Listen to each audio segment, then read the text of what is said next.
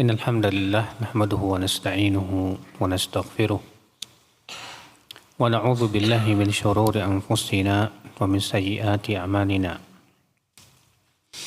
من يهده الله فلا مضل له ومن يضلل فلا هادي له وأشهد أن لا إله إلا الله وحده لا شريك له وأشهد أن محمدا عبده ورسوله قال الله تعالى في كتابه الكريم يا أيها الذين آمنوا اتقوا الله حق تقاته ولا تموتن إلا وأنتم مسلمون أما بعد. Kita lanjutkan ayat ikhwah. Kalau tidak salah masih ayat yang ke-13 ya. Allah Ta'ala berfirman, A'udzu billahi minasyaitonir rajim. Qad kana lakum ayatun fi fi'atayn iltaqata. Fi'atun tuqatilu fi sabilillah wa ukhra kafiratun yarawnahum mithlaihim ra'yal 'ain. Wallahu yu'ayyidu binasrihi man yasha. Inna fi dzalika la'ibratan liulil absar. Sungguh telah ada untuk kalian ayat, itu artinya tanda-tanda kebesaran Allah pada dua kelompok yang bertemu di medan perang. Fi'atun tuqatilu fi sabilillah. Satu kelompok berperang di jalan Allah Subhanahu wa taala. Wa ukhra kafirah. Sementara kelompok yang lain kafir kepada Allah, tidak beriman. Yarawnahum mithlaihim ra'yal 'ain. Mereka melihat ya musuhnya masing-masing jumlahnya 2 kali lipat dengan penglihatan mata mereka. Wallahu yu'ayyidu binasrihi man yasha. Dan Allah membela dengan pertolongannya siapa yang Allah kehendaki. Inna fi dzalika la'ibratan liulil absar. Sesungguhnya dalam perkara tersebut sungguh terdapat pelajaran bagi siapa? Bagi orang-orang yang mempunyai penglihatan. Maksudnya penglihatan hati. Ya. Kita ambil faidah dari ayat ini akhwal Islam.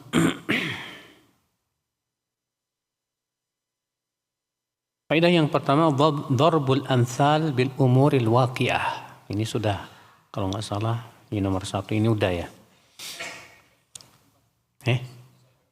Nomor 4 ya. Sekarang nomor 4.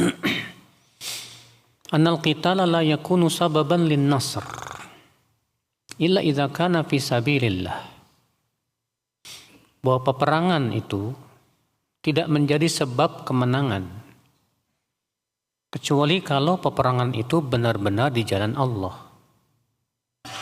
Ikhlason dan penuh keikhlasan. Wa muwafiqatan lisyar' dan sesuai dengan syariat. Wajtinaban lil maharim dan sambil menjauhi yang haram. Fa idza tammat hadhil umur thalathah fa hadha huwa alladhi fi sabilillah. Apabila 3 perkara ini ada, maka itulah yang disebut dengan di jalan Allah. Yang pertama apa? Fi sabilillah, di jalan Allah. Bukan di jalan setan. Di mana di jalan Allah hakikatnya apa, Pak? Hakikat di jalan Allah itu artinya menjadikan kalimat Allah yang paling tinggi. Sebagaimana Rasulullah bersabda, "Man qatala litakuna kalimatullahi hiyal ulya fahuwa fi sabilillah." Siapa yang berperang agar kalimat Allah yang paling tinggi. Bukan kalimat si fulan, bukan kalimat alan, bukan kalimat organisasi ataupun yang lainnya. Atau meninggikan kalimat diri sendiri, bukan. Tapi agar kalimat Allah yang paling tinggi, maka inilah yang disebut dengan fi sabilillah, di jalan Allah.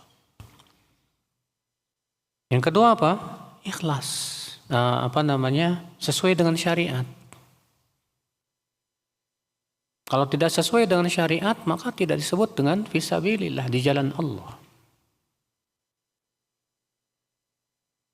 Seperti misalnya, kalau dia berperangnya karena ingin disebut pahlawan,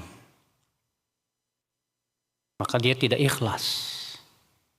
Kemudian caranya nggak sesuai dengan syariat Rasul. Artinya dia menamai itu jihad, padahal bukan jihad. Seperti di zaman sekarang, Pak. Bom bunuh diri disebut apa? Jihad. Demo disebut jihad. Dikit-dikit jihad. Padahal mana dalilnya? Siapa ulama yang berfatwa dari para ulama kibar? Maka ini juga tidak boleh sembarangan, ya. Makanya dalam masalah memfatwakan sesuatu itu jihad atau bukan ini, Pak, harus yang berfatwa adalah para ulama besar, para ulama ahli ijtihad, bukan kayak kita ini, Pak, yang ilmunya masih sedikit, ya. Nah, ini akal Islam. Kemudian yang ketiga apa? Menjauhi yang haram. Menjauhi yang apa? Yang haram. Kita misalnya berperang di jalan Allah tapi pakai apa? Pakai jimat.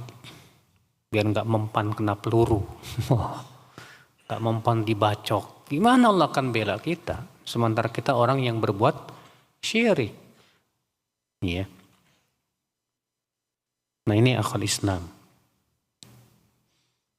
Makanya di perang Uhud, kenapa kaum muslimin kalah, Mas? Allah menyebutkan sebabnya di perang Uhud itu karena pasukan pemanah tidak mau mendengar perintah Rasul. Rasulullah mengatakan kepada pasukan pemanah, jangan turun. Menang kalah jangan turun.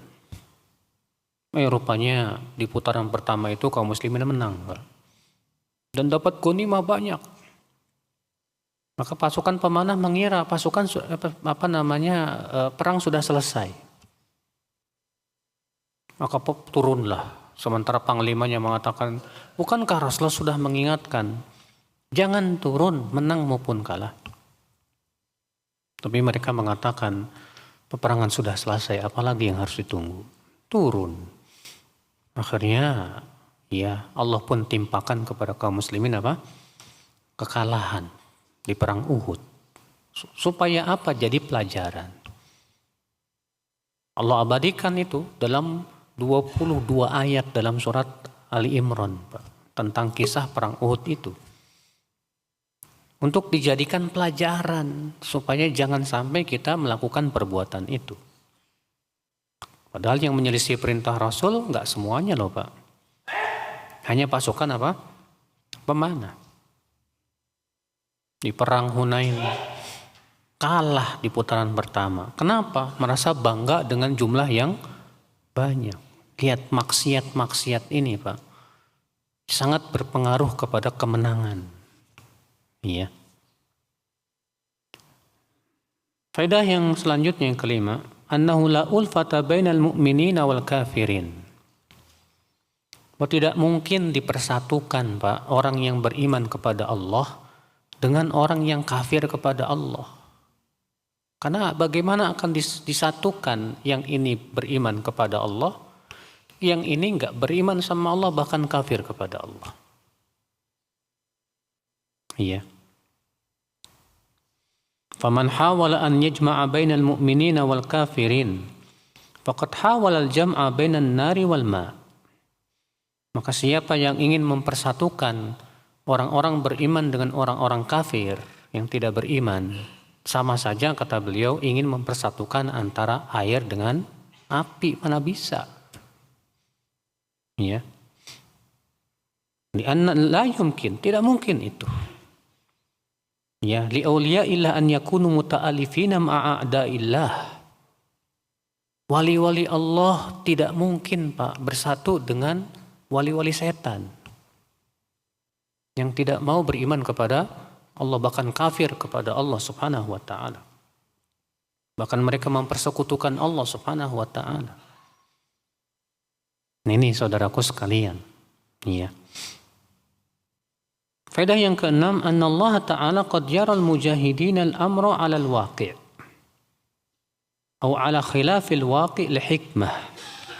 Qad yuri al-mujahidin ya al-amra 'ala al-waqi' ya 'ala al-waqi' atau 'ala khilaf al-waqi' li hikmah.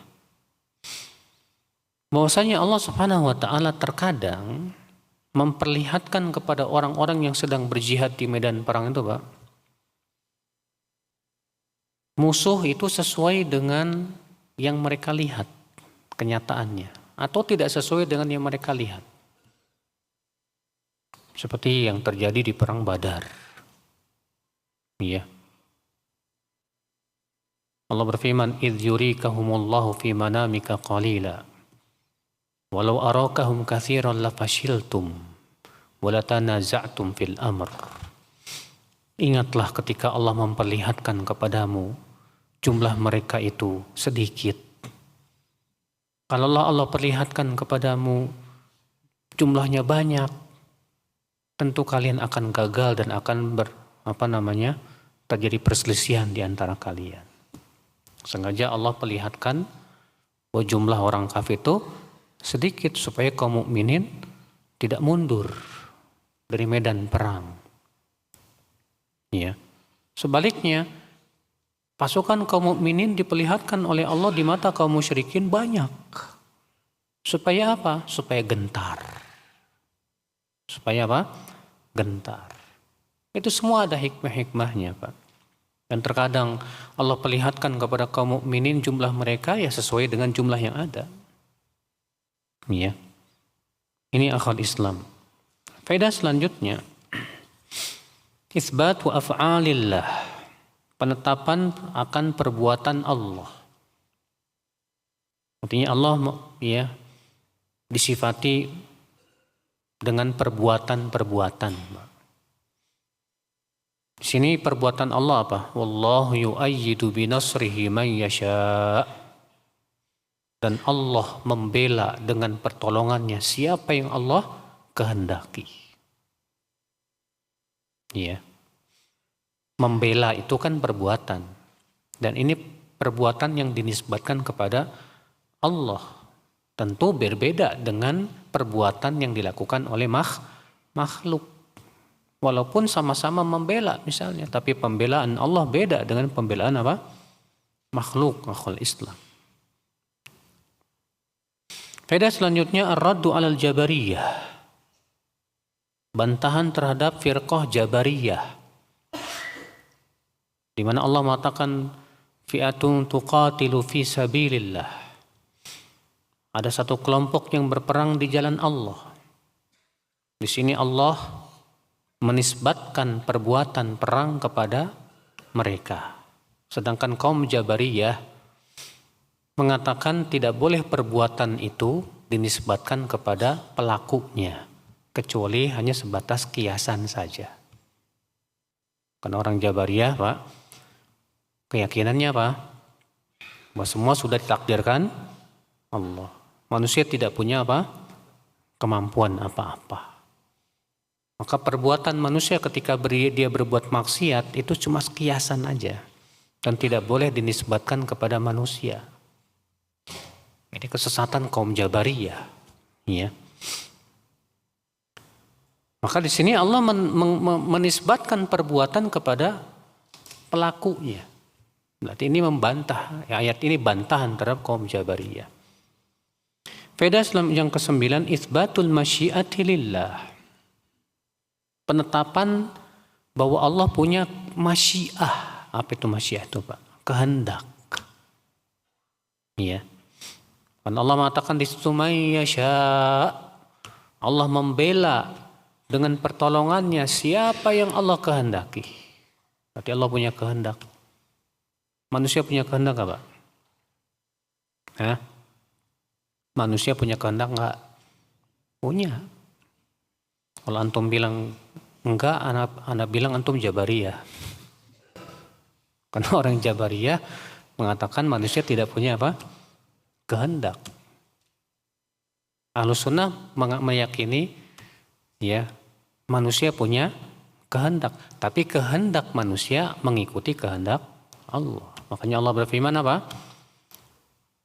Wa ma tasyauna illa an yasha Allahu rabbul alamin.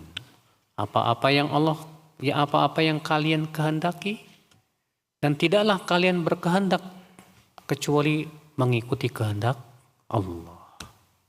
Ya. Nah ini akal Islam.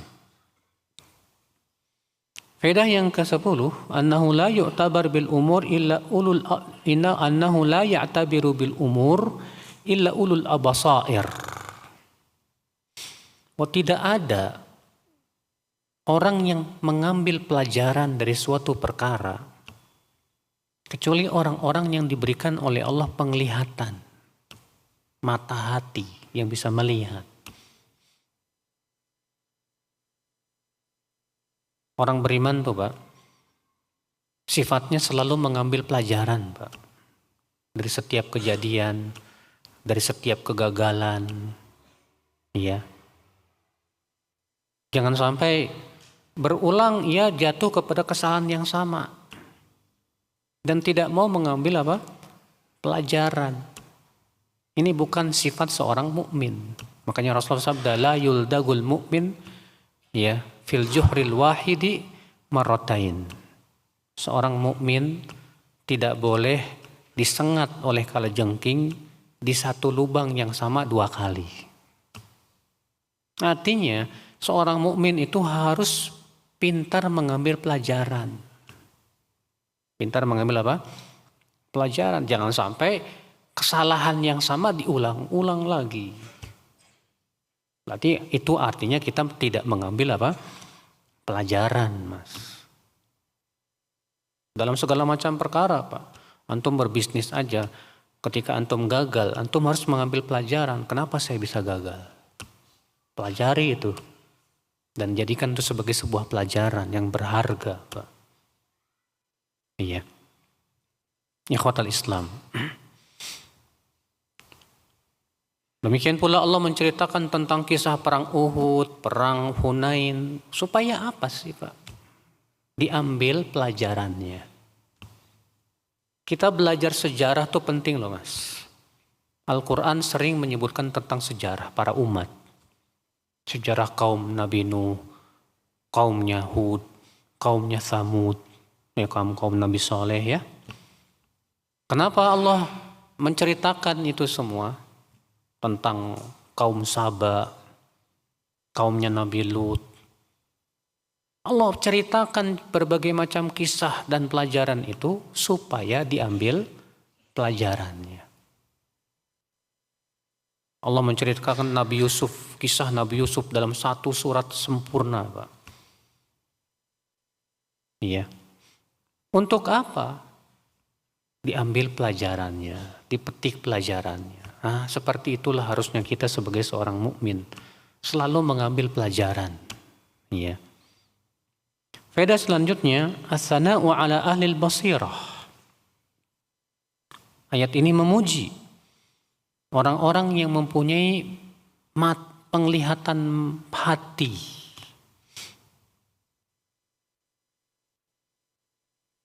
Wa yatadamman al-qadah fi umil qulub. Berarti ayat ini mengandung celaan terhadap orang yang matanya buta, nggak bisa melihat. Iya, banyak orang Pak matanya buta tapi hatinya melek, sehingga dia mudah menerima kebenaran, mudah mengambil ilmu dan yang lainnya, dapat hidayah. Tapi banyak orang yang matanya melek, hatinya buta. Gak bisa melihat kebenaran sama sekali. Subhanallah. Maka jangan sampai kita ya ternyata melek mata tapi buta apa? Buta hati ya akhi. Iya. Kita lanjutkan ayat berikutnya, ayat 14. Allah Ta'ala berfirman, A'udzubillahi minasyaitonirrajim. Zuyyina lin-nasi hubbus syahawati minan nisa'i wal banina wal qanatiril muqantarati Zuyyina linnas, dihiaskan kepada manusia. Ya. Apa saja yang dihiaskan kepada manusia, Mas? Hubbus syahwat. Cinta syahwat. Apa sih syahwat itu? Allah menyebutkan minan nisa, dari wanita. Berupa apa? Wanita. Wal banin, dan anak-anak. Wal qanatiril muqantarah, dan harta yang melimpah ruah. Minadz zahab, berupa apa? Emas. Wal fiddah, perak. Wal khailil musawwamah, dan kuda-kuda yang diberikan hiasan. Wal an'ami wal harth, dan binatang-binatang ternak, dan al harth, dan ladang. Dzalika mata'ul hayatid dunya. Itulah kesenangan kehidupan dunia. Wallahu indahu husnul ma'ab. Dan Allah memiliki tempat kembali yang paling baik. Iya. Subhanallah, ikhwatal Islam. Di sini Allah Subhanahu wa taala ya menyebutkan bahwa manusia itu memang sudah dihiaskan yang namanya syahwat. Manusia punya syahwat itu karena apa sih, Pak? Kenapa Allah berikan kepada manusia syahwat, Pak? Karena memang untuk kemaslahatan kita. Antum punya syahwat pengen nikah. Kalau antum gak punya syahwat gak mau nikah. Iya gak? Akhirnya apa? Gak punya keturunan, punah. Kita punya syahwat terhadap makanan. Supaya apa? Supaya kita bisa hidup. Kita punya syahwat terhadap harta. Supaya apa? Supaya kita mau cari duit. Kita punya syahwat terhadap kedudukan. Supaya apa? Supaya ada yang jadi pemimpin, ada yang jadi bawahan. Semua syahwat ini ada maslahat-maslahatnya, Pak. Tapi juga ada mudorotnya. Mudorotnya apa? Kalau dilakukan tidak sesuai dengan syariat Allah Azza wa Jalla. Makanya Allah menurunkan syariat ini, Pak, untuk mengatur syahwat diantaranya. Membimbing kita, ikhwatal Islam, saudaraku seiman. Iya.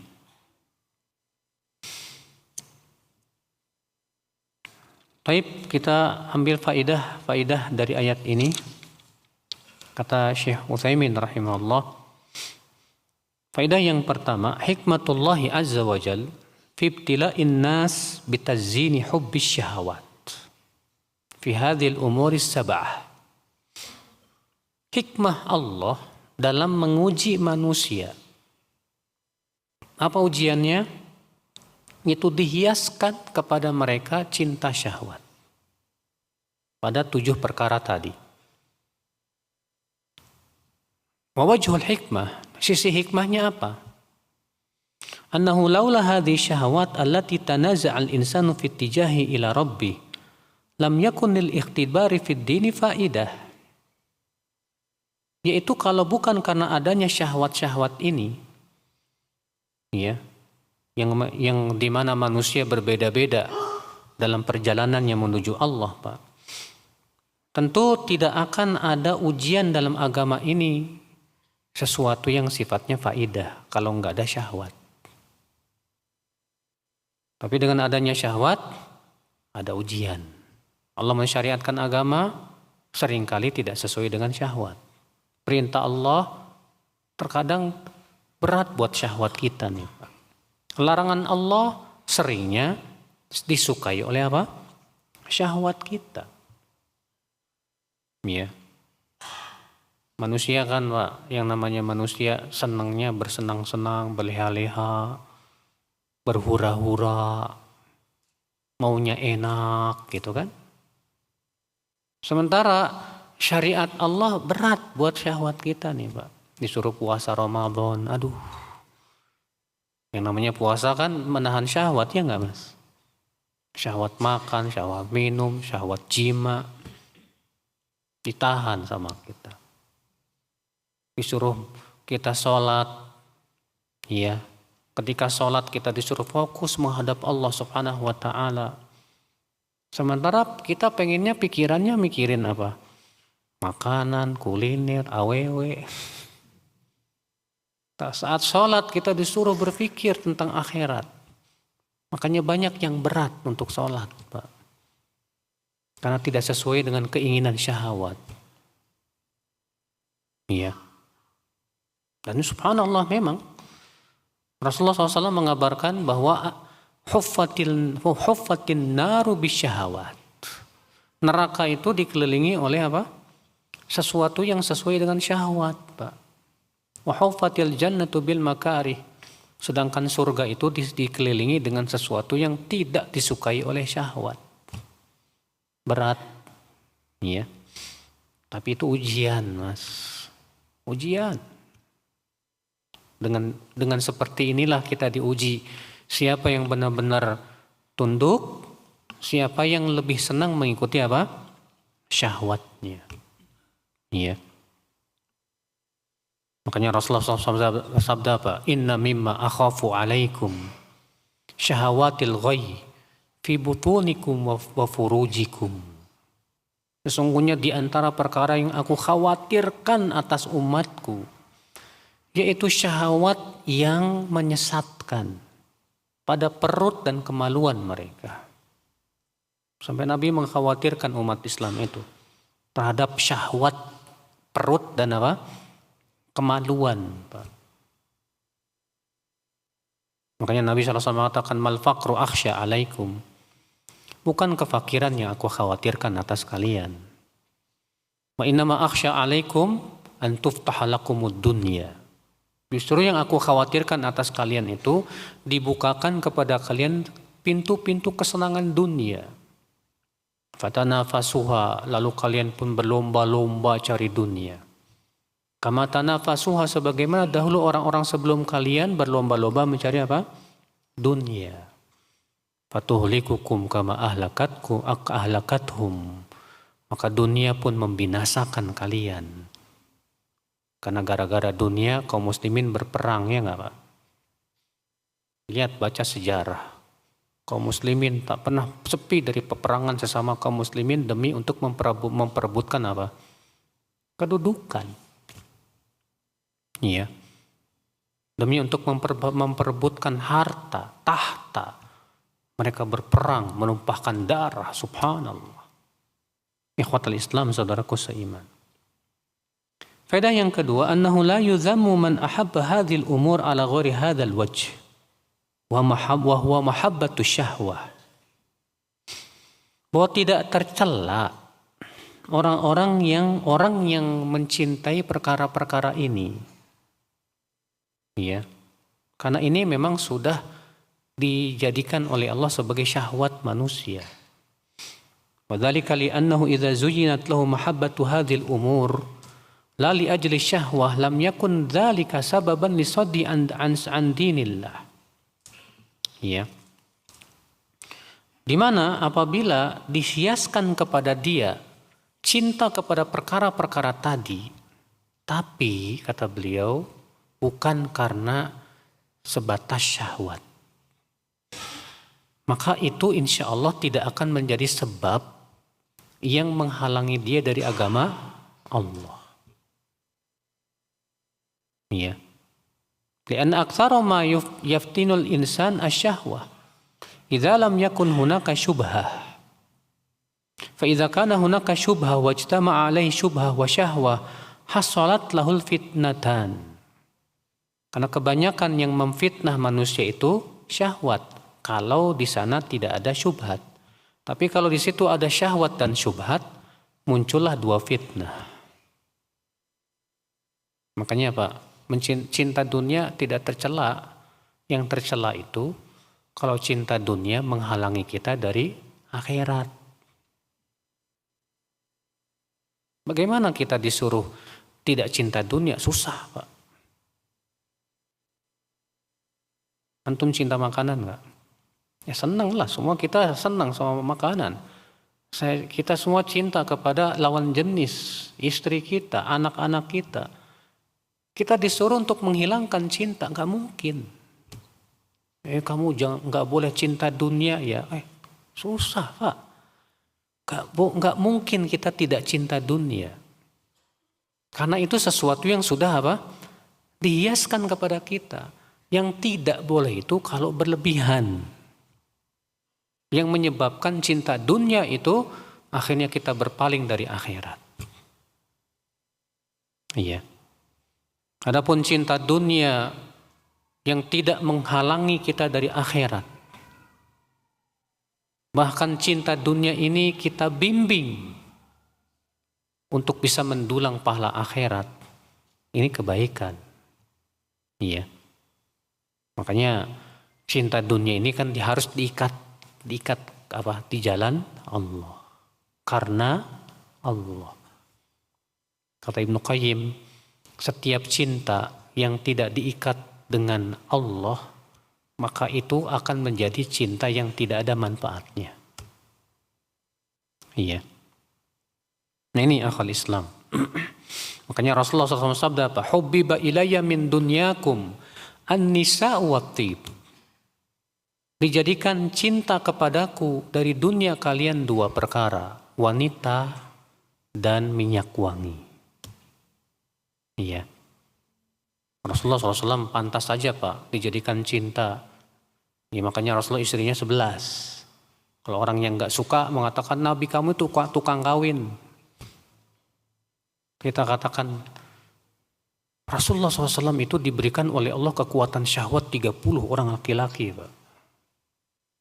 Antum aja kalau dikasih sama Allah 2 kali lipat kekuatan syahwat laki-laki, puyeng antum punya istri 1. Antum saja ya, misalnya punya kekuatan syahwat 4 kali laki-laki. Waduh, Pak. Ini Rasulullah diberikan oleh Allah kekuatan syahwat 30 laki-laki. Iya. Pantas dong Allah mengizinkan Rasulullah SAW untuk menikah lebih dari 4. Karena kesempurnaan syahwat Rasulullah Sallallahu Alaihi Wasallam. Cuma ya dasar orang yang benci ya, mereka tidak pakai akal Pak, tapi pakai kebencian. Ya, sallallahu salamata wal afiyah. Ikhwatul Islam, saudaraku seiman. Faedah yang ketiga dari ayat ini, quwwatut ta'bir al-Qur'ani. Ungkapan Al-Qur'an itu sangat kuat sekali. Makanya Allah mengatakan di situ, zuyyina lin-nasi hubbus syahawat. Dihiaskan kepada manusia cinta syahwat. Allah tidak mengatakan cinta wanita, cinta anak-anak. Tapi Allah mengatakan cinta syahwat. Ya, untuk mencakup seluruh yang masuk dalam kategori apa? Syahwat. Faedah yang keempat, taqdimul asyad fal asyad. Al-Quran seringkali mendahulukan yang paling berat. Baru setelah itu yang kurang dari itu. Allah mendahulukan dari cinta syahwat apa dulu Pak? Zuyyina linnasi hubbu syahawati. Pertama wanita. Kenapa? Karena ini memang paling berat buat laki-laki. Nabi bersabda, ya, ma taraktu ba'di fitnatan hiya adharru 'ala rijali minan nisa. Tidaklah aku tinggalkan fitnah yang paling berat bagi laki-laki setelahku nanti dari wanita. Tuh lihat tuh. Nabi yang mengabarkan bahwa wanita itu fitnah yang paling berat untuk laki-laki. Makanya antum jangan pernah merasa pede. Insya Allah saya gak bakal terfitnah. Itu talbis iblis mas. Ya. Selama antum normal, pasti antum akan terfitnah sama perempuan. Pasti. Iya. Maka dari itulah saudaraku seiman, kita sebagai laki-laki yang takut hati kita ini, Pak, berubah. Jangan pernah menganggap remeh berhubungan dengan wanita yang bukan mahram. Jangan meremehkan, jangan terlalu longgar, jangan, Pak. Kita harus ketat. Sebab kalau hati ini sudah terkena penyakit syahwat wanita, aduh susah, Pak. Sebagian pemuda yang jatuh cinta, akhirnya zikir kepada Allah susah. Yang diingat si wanita, si dia. Makan ingat dia katanya. Minum ingat dia katanya. Bukan ingat Allah. Ya. Makanya kata Ibnu Qayyim, obat orang yang jatuh cinta yang paling mujarab satu, nikah. Menikahi wanita yang dia cintai. Mending kalau tepuk dua tangan, ini tepuk sebelah. Ya, tepuk sebelah tangan. Makanya kata Imam Syafi'i, musibah yang paling berat itu cinta yang bertepuk sebelah tangan. Menyakitkan, Pak. Ya. Udah, makanya berusaha kita untuk menghindar hal seperti ini, Pak. Karena sangat mengganggu pikiran kita. Mengganggu hati kita. Mengganggu ibadah kita. Sehingga Allah tidak lagi paling besar yang kita ingat. Sementara Allah berfirman, wala dzikrullahi akbar. Dan mengingat Allah yang paling besar. Gara-gara jatuh cinta jadi mengingat si dia yang paling besar. Itu saja sudah kerugian yang sangat bahaya, Pak. Ya. Ikhwatal Islam, saudaraku seiman. Faedah selanjutnya, annal banina qad yakunu fitnah. Bahwa anak-anak bisa menjadi fitnah juga. Bisa menjadi ujian buat kita. Ya. Bagaimana ujian anak-anak terkadang menyebabkan kita jadi pelit. Ya. Terkadang kita menyebabkan kita jadi lalai dan yang lainnya. Faedah yang keenam, anna dzahaba wal fiddata min asyaddil amwali khataran 'alal insan. Bahwa emas dan perak harta yang paling disukai oleh manusia. Makanya itu yang Allah sebutkan pertama kali dari jenis harta. Allah mengatakan wal qanatiril muqantarati minadz dzahabi wal fiddah. Harta yang melimpah ruah berupa emas dan perak. Baru Allah menyebutkan setelah itu apa? Kuda, binatang ternak, ladang. Emas dan perak di zaman sekarang berbentuk daun fulus. Duit, Pak, duit. Yang itu sama memang kedudukannya dengan emas dan perak.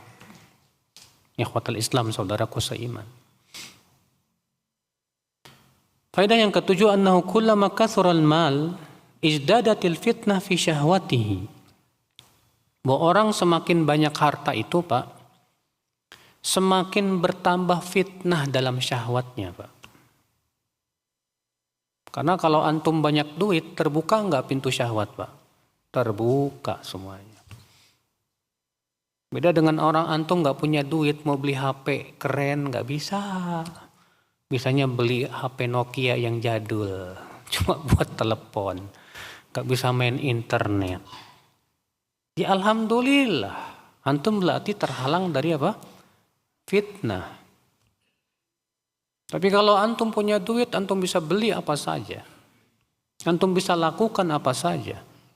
Maka semakin besar, semakin banyak duit, harta, semakin terbuka pintu lebar-lebar untuk syahwat.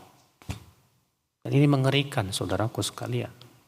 Rahimani wa rahimakumullah jami'an. Walihada najid ba'dal fuqara yajudu bi kulli malihi wal ghani la yajudu bi kulli malihi. Oleh karena itulah kita dapati terkadang sebagian orang fakir miskin ada yang dermawan. Tapi banyak orang kaya koret. Ya. Tidak dermawan. Kenapa? Terbelit hatinya dengan cinta harta tadi. Ikhwatul Islam, saudaraku seiman. Faedah yang ke-8 kata beliau, annal khayla a'zamul markubati fakhra. Bahwa kuda itu adalah hewan tunggangan yang paling fakhr, yang paling bagus, paling inilah membanggakan lah gitu. Karena Allah menyebutkan dari hewan tunggangan Allah menyebutkan yang pertama apa? Kuda. Dan kuda itu Masya Allah ya, mempunyai keutamaan juga Pak. Kata Rasulullah SAW, al-khailu ma'qudun fi nawasihil khair ila yaumil qiyamah. Kuda itu diikat di ubun-ubunnya kebaikan sampai hari kiamat. Kata para ulama, ini kalau digunakan di jalan Allah. Makanya disebutkan dalam hadis yang lain, al-khailu thalathah. Kuda itu ada 3 macam. Yang pertama, kuda yang digunakan untuk di jalan Allah. Maka ini menjadi pahala dan kebaikan untuk pemiliknya. Yang kedua, kuda hanya untuk berbangga-bangga saja. Maka ini yang akan menjerumuskan dia ke dalam api neraka. Yang ketiga kata Rasulullah, kuda yang hanya untuk pelihara saja. Tapi dia tetap memberi makannya. Maka ini penutup bagi dia. Apa maksudnya penutup? Sebagian ulama menafsirkan sitrun artinya penutup untuk hajatnya. Ya. Allahu a'lam. Faedah yang ke-9, anna fitnatal an'am al-ibil wal baqar wal ghanam duna fitnatil khayl. Bahwa fitnah binatang ternak itu di bawah fitnahnya kuda. Ya, kalau di zaman dulu memang Pak, mereka itu kalau sama kuda-kuda itu Masya Allah. Nabi Sulaiman itu beliau sangat suka sama kuda Pak. Sampai suatu ketika saking beliau asyik ya dengan memperhatikan kuda-kudanya yang gagah-gagah itu. Sampai akhirnya beliau apa yang terjadi? Lalai dari mengingat Allah. Iya. Maka kemudian Nabi Sulaiman menyuruh supaya kuda-kuda itu disembelih saja. Supaya apa? Tidak melalaikan. Iya. Faedah selanjutnya akhwal Islam. Anna minan nasi man yuftan fil harthi wal bizzira'ah. Fayuftan biha wa yazra' 'ala al-wajhil masyru' wa ghairil masyru'. Di antara manusia ada yang terfitnah oleh ladang yang dia miliki. Sehingga ia pun sibuk dengan bercocok tanam, baik sesuai syariat maupun tidak sesuai apa? Syariat. Iya. Ada memang di antara manusia yang dia sangat hobi dengan yang namanya apa? Bercocok tanam itu, Pak. Sehingga habis waktunya untuk bercocok tanam. Iya.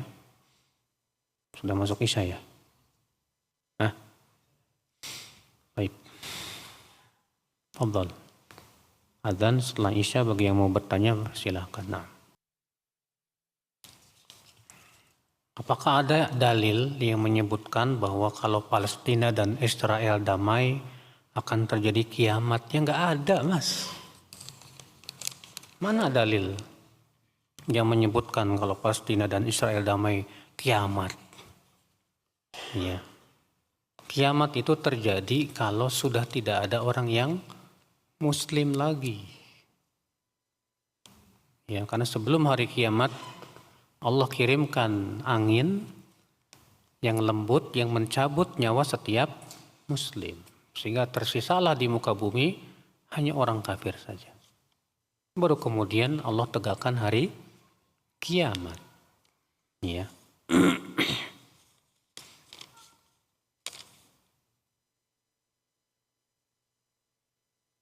Saya punya anak perempuan usia 2 tahun tapi belum dikhitan. Hukumnya gimana ya Ustadz? Khitan wanita memang menjadi khilaf di kalangan para ulama apakah sunnah atau wajib. Jumhur mengatakan itu hukumnya sunnah. Ya. Terlepas dari perselisihan, Pak, apakah itu sunnah atau wajib? Yang namanya sunnah itu untuk dilakukan, bukan untuk dilarang.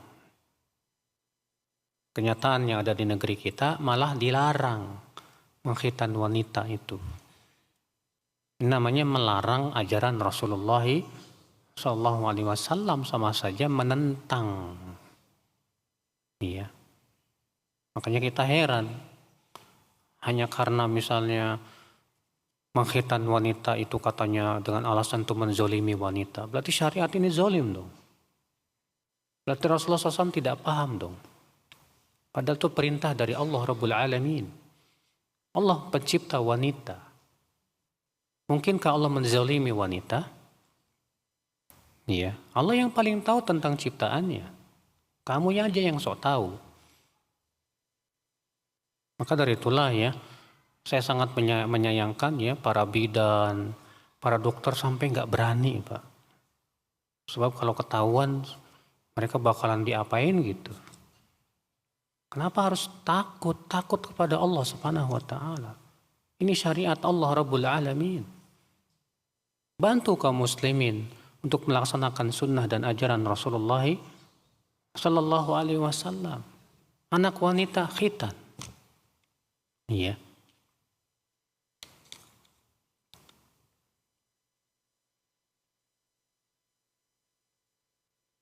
Tetangga saya ada yang diamputasi, apakah ada doa yang sahih agar kita dijauhkan dari hal seperti itu?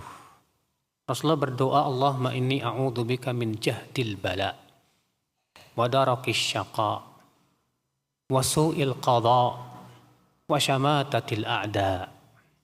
Ya Allah, aku berlindung kepadamu dari ujian yang berat,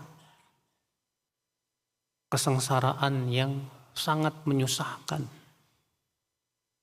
ya, dari takdir yang buruk dan dari ditertawakan oleh musuh akibat kesalahan kita. Lihat, Nabi SAW berlindung kepada Allah dari apa? Ujian yang sangat berat, dan ini ujian berat, Pak. Kaki kita diamputasi itu, ya Allah, berat ujian. Maka kita mohon kepada Allah berlindung. Juga Nabi SAW berlindung dari sayyi'il asqam, penyakit-penyakit yang buruk. Ya, Rasulullah berlindung dari itu.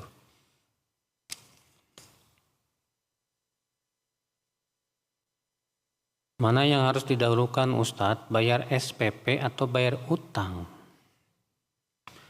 Bayar hutang dulu, Mas. Ya. Jika tidak bisa bayar SPP, dan apakah nanti matinya arwah yang mengantung-ngantung? Gentayangan gitu. Gak ada ya arwah gak mengantung-ngantung gentayangan, Mas. Akhi, kalau antum memang tidak mampu untuk menyekolahkan, maka hendaknya antum jadi guru buat anak antum. Lihat zaman salafus saleh, lihat zaman orang-orang tua kita dulu. Saat itu tidak ada sekolah, ada cuma SR saja. Ya. Ingat, kalau memang antum tidak mampu untuk menyekolahkan, maka antumlah hendaknya yang berusaha untuk mendidik apa? Anak. Yang terpenting adalah akidah. Kenalkan mereka kepada Allah. Kenalkan mereka kepada nabinya. Kenalkan mereka terhadap agamanya. Ya. Ada seorang anak, Pak, yang dihafal Quran, dan antum insyaallah tahu orangnya ya. Hafal Quran 30 juz, umur 6 tahun. Antum tahulah namanya ya. Musa itu ya. Emang itu sekolah, Pak? Bukan sekolah, hasil didikan bapaknya yang bersungguh-sungguh supaya anaknya hafal Quran. Ya. Ada lagi seorang ibu yang begitu gigih untuk supaya anaknya hafal Quran dan berhasil. Nah ini cuma masalahnya kita sebagai orang tua tidak punya jiwa pendidik. Iya, kita maunya berlepas diri, udah ente dididik sama guru aja sono. Tapi nggak punya duit gimana ya? Kalau memang nggak punya duit, antum yang jadi guru. Ya. Rezeki Allah yang nanggung, Mas. Kata siapa? Yang namanya rezeki itu ditentukan oleh ijazah? Enggak. Saya waktu dakwah di daerah Palembang dulu itu ketemu sama bapak-bapak buta huruf, baca aja nggak bisa, Pak. Tapi dia rajin usaha. Dia bilang saya alhamdulillah omset per bulan 200 juta. Ustaz. Tapi nggak bisa baca. Kata saya, Bapak nggak bisa baca, kok bisa SMS saya? Itu yang ngetikin anak saya, Ustadz, katanya. Subhanallah. Gak bisa baca, nggak bisa ngapa-ngapain, tapi omsetnya 200 juta per bulan. Kalah sarjana, Pak. Jadi ngasih rezeki siapa? Allah subhanahu wa ta'ala. Nggak usah khawatir, Pak. Kalau kita sungguh-sungguh mendidik anak, yang penting gimana anak saya jadi anak yang soleh. Masalah rezeki Allah yang menanggung semuanya. Iya. Karena seperti inilah Pak, akhirnya banyak ikhwan nyalahin sekolah sunnah mahal-mahal. Karena nggak bisa nyekolahin anaknya di sekolah sunnah, mahal-mahal. Ya. Kita katakan akhi, mereka mahal pasti karena ada alasan. Husnudzon aja. Kalau antum tidak mampu, sudahlah. Jangan sampai ketidakmampuan antum menjerumuskan kepada dosa. Ya sudah, didik anak kita sesuai dengan kemampuan kita. Demikian, subhanakallah bihamdik, asyhadu an la ilaha illa anta, astaghfiruka wa atubu ilaik. Assalamualaikum warahmatullahi wabarakatuh.